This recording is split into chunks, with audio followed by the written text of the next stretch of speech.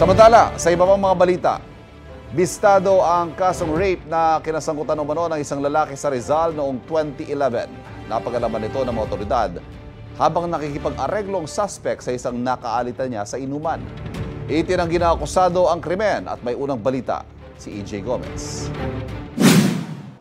Diretso sa kulungan ang lalaking ito matapos madakip ng mga pulis sa Barangay San Roque, Antipolo City pasado 1:00 ng hapon kahapon. Ayon sa pulisya, may nakaalitan sa inuman ng 30 anyos na lalaki noong nakaraang linggo. Bago pa man daw makapag-areglo ang dalawang panig, napag-alamang may kinakaharap palang arrest warrant ang lalaki dahil sa kasong rape. Na-search natin sa ating pong records na meron nga siyang rape na 5 counts.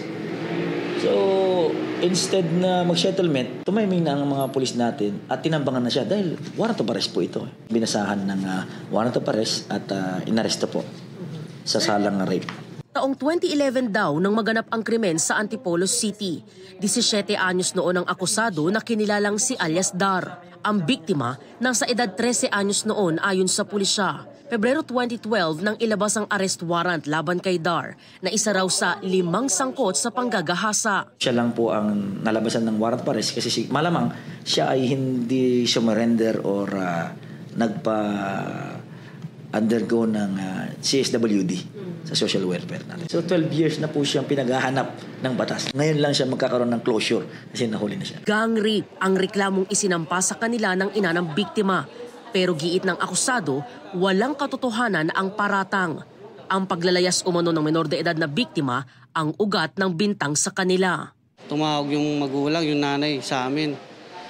Pag di umuwi yung anak ko ng gantong oras, papadampot ko kayo. Sige, ba't nyo po kami papadampot? Yung babae, tropa namin yun eh. Ayaw pa nga niya umuwi. Kasi nga iniintindi niya, baka pag uwi na naman niya, bugbog na naman nabutin niya. Kasi ito yung tatambay talaga siya sa amin.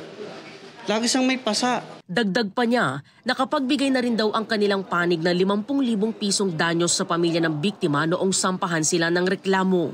Yung babae, nandiyan lang naman siya, nakikita ko siya dyan eh. Umarap siya kasi alam naman talaga niya yung totoo. Ito ang unang balita. EJ Gomez para sa GMA Integrated News.